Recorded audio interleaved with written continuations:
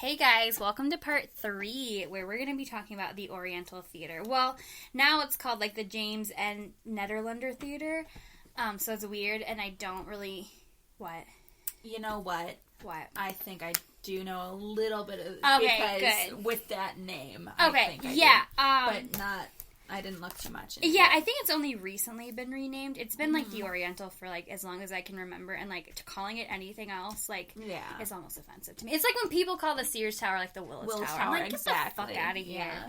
Yeah. So I've been there a lot, kind of like we've talked, because, like, I just love live theater. I love musicals. I love all that kind of stuff. So every time I do go, I try to keep my eye out, because, like, I've known about this kind of story for a really long time. I've never seen anything. I do believe I've been there once to see Wicked. Probably, yes. It had a really long run from, like, 2009. I actually have a thing about it. It was, like, from 2009 to, like, 2003, or 2005 to 2009. Yeah, no, is when, like, so, yeah, it did have a really long run there. I actually have a little kind of snippet about that in this big, long story as well. This one might even have to be 2 parts. Like, it's long. I really want to dive into the history about this first, so you can kind of get a backstory. So, in 1903, December 30th, 1903 to be exact, there was a huge fire, like a massive fire, in what was known, at the time, it was called the Iroquois. Back then, it was also said to be fireproof. Yeah. Like your precious little building, the Excalibur. Yeah. And it was said to be fireproof by the fire inspector.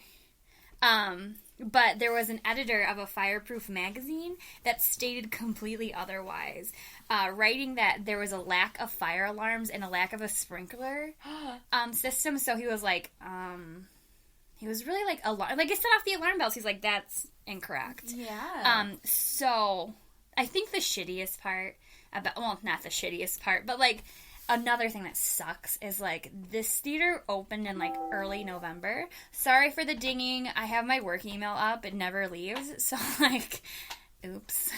I'm just really popular. It sucks. So, it was built in early November, and the end of December 30th, was when this thing set ablaze. Oh, my God. So, like, despite, like, oh, it's fireproof, and, like, a month later, oh, just kidding. Side note, could you imagine being the person that's told everyone that this building was fireproof? Oh, having that weigh on you, I could wonder you if imagine? he got fucking assassinated. Right. Like, this is 1903. I'm sure the mob was like, let's kill this bitch. We can't watch our theater! I understand, though. So, to kind of dig a little deeper into what happened, which, like I said, trigger warning. I don't know if I said it in the beginning of this, but, like, honestly, this is fucked. Yeah. So, on December 30th, 1903, there was a matinee performance that obviously drew massive crowds. 2,000 people. It's somewhere between 1,800 and 2,000 people. Okay. I've read... Mostly I've seen around 2,000, so I'm sure, like, you know, somewhere between there. Mind you, the capacity of this theater was 1,600. So even if you're at 1,800, that's a lot of fucking bodies. So there was a lot of people because school was out, so there was a lot of kids there. Oh, okay. And moms. So during the second act of this play, I think it was Mr. Bluebird. I've never even heard of that before. No. This is also over 100 years ago. So. Yeah. Sparks from the lights ignited one of the curtains. So, and, like, it was a mess. It was a complete shit show. Oh, my gosh. So the stagehands were just desperately trying to get this fire out, only for it to continue to fucking spread. So when they dropped the fire curtain, when they lowered it, it was actually snagged, and it made it very flammable. Oh, my God. So... and then on top of that, there were blocks on all of the exits to keep people from entering for free. And since it was so new, nobody knew how to fucking open these doors.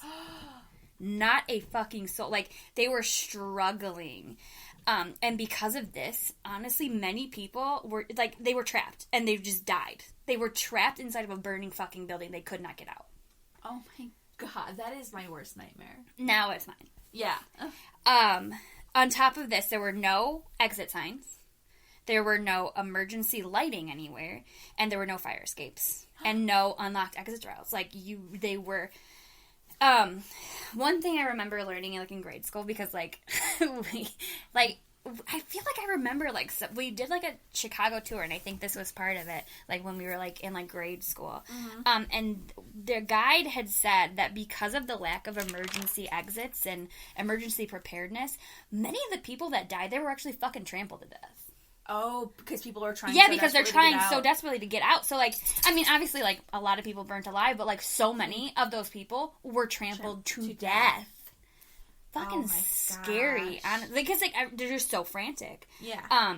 And, you know, just to kind of, like, cut on that, it was completely demolished in the 1920s, and it was eventually rebuilt, obviously, or we wouldn't have the Oriental. Mm-hmm. But because of this, like, insane tragedy, there's definitely paranormal activity some people have experienced. Oh, yeah. So, to kind of jump in, I believe it said 600 people perished. 600 people died because of this. 212 of those were children. Yeah. So what had essentially happened when they went to go take the bodies out, they used an alley as a morgue. Yeah. Essentially, it took them over 5 hours to get all the bodies out of that theater. Okay, so super morbid and probably not where my mind should be going right now. But could you imagine the smell? Oh, God. But, like... It's in December, so it's not going to be that bad. Plus, they're, like, crispy. Yeah, it's, like, beyond, I guess. Yeah, but... so, I mean, like, I think it would... If it was, like, in the summer, oh, fuck no. Yeah. So, in that alley, which is now known as Death Alley, still, to this day, I mean, now it's really mostly for bums and things, and people don't really go back there, but in that alley, there's often heard, like, children crying and, like, other random sounds. And like I said, it's now referred to as Death Alley. And there's a lot of staff members who, like, refuse to go on the balcony because there's been sightings of shadow figures and, like, cold spots and, like, touching. Yeah. And, like, up there and in Death Alley, both of these places, like, they'll hear their name whispered.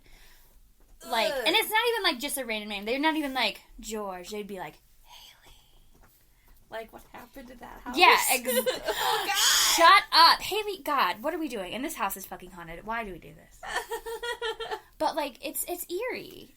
So, the shadow figures are, like, many people have reported that in the cold spots. And then, during the 2005 to 2009 run, which I believe we recently just kind of discussed, like, seconds ago, of Wicked, the original Elphaba? Elphaba? Yeah. Had a lot of experiences. She says while Death Alley was rarely used just because, like I said, bums, like, it was hard to access, and you really don't need to be back there. Yeah. But when she would go back there, she just had this really dismal, gloomy, like, just not right feeling. Yeah. But, I mean, just all of the deaths. On the anniversary of the fire of one of the performances, it was during the scene where she was, like, learning how to fly, and she noticed a lot of people standing in the wings in, like, small little groups. So after the show, she went back there to kind of, like, check it out. She walked the empty hallway to her dresser, and she heard children crying. Moments later, she saw a woman standing with 2 children at the end of a hallway, sitting in, like, period clothing. Period winter clothing, so that kind of also fits. Sorry, guys, I can't read my handwriting half the time. It's a problem. And then she stated that they seemed very calm and collected, but the mother figure, like, who she just calls it the mother just because it's safe to assume. Yeah. She had, like, she was just exuding, like, just sadness, like, you know, really depressed. And I guess the actress nodded at the woman, who then nodded back, turned a corner, and disappeared. So, it's kind of random, but the fact that this play was about witches and stuff, I wonder if that would fly during the time where, like... Oh, I mean, it was, it was 19... It is the 1900s. Oh, you're right, 19... Yeah, so, I mean, like, I think, like, back then, like, the paranormal stuff was, like, huge. Like, I guess that was kind of more towards the 20s, but either way, and, like, and it's little kids. Like, if she's with little kids, she'd be like, oh, my God, look at her. You know what I mean? That's going to be so exciting for, like, a child. Yeah. Especially, like, the Wizard of Oz type thing. I mean, I think that didn't come out. I don't remember that. It's older, but I don't think it's that like 1903 old. I don't know. Not. I don't think so. I have no idea. But and something else, not paranormal related, but to this day, as far as I know, which I mean, it's still running. I mean, maybe not now because of COVID, but like I went there a year ago. Like it's still a running theater. There is not a memorial or anything about the era of burning. Yeah. There's nothing. That's... Which I feel like could really go into the unrest.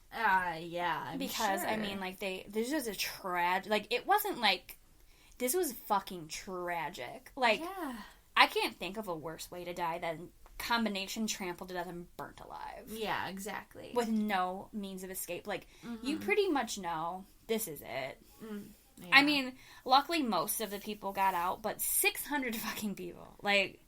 Out of 1,800, at least, if not more. Like, that's a lot. Yeah. And a lot in a small amount of time. Like, there were so many, like I said, 5 hours to, like, get all the... And, like, like, I was kind of looking, like, reading a bunch of articles, and, like, there was, like, a photo. It was just bodies lined up in the alley, and, like, there was, like, not, like, necessarily, like, the main focus, but, like, what I focused on was, like, a little boy. And, like, a dead little boy in an alley. I know. Like, he couldn't have been more than 10. Oh, that's so tragic. Oh, my gosh. It's sad, and, like, it sucks. And just, I feel like the way they handled everything. And especially, like...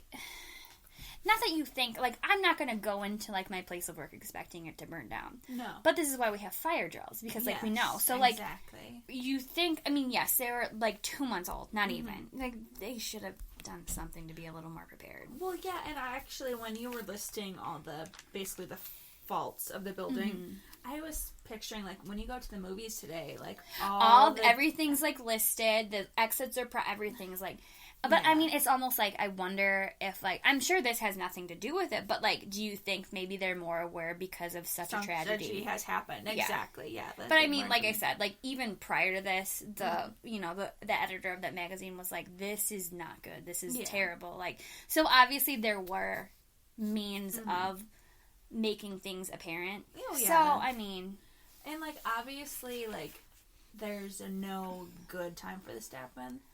But at the same time, these are people going out to, like, enjoy time with their families. Exactly. And I mean, like, it was their kids' Christmas break. Exactly. Like, you know, like, that's, like, high time, especially if you're, like, a stay-at-home mom. Like, I know so many moms who, like, loved their breaks with their kids because, like, they actually got to spend, like, a good amount. Yeah, exactly. So for it to happen, like, that is just awful. Yeah.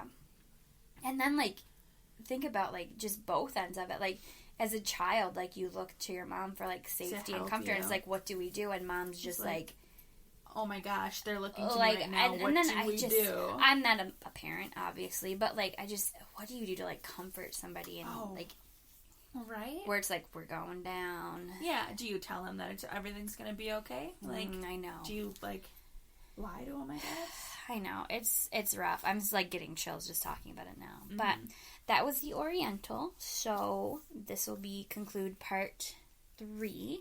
And Haley has a really good part on, like, the whole house.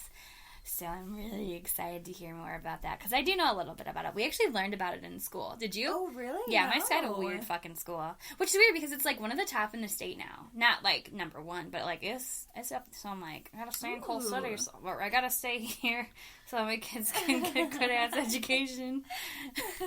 But, okay, we'll see you in part 4. That's just it's so quick. Okay, bye! Bye!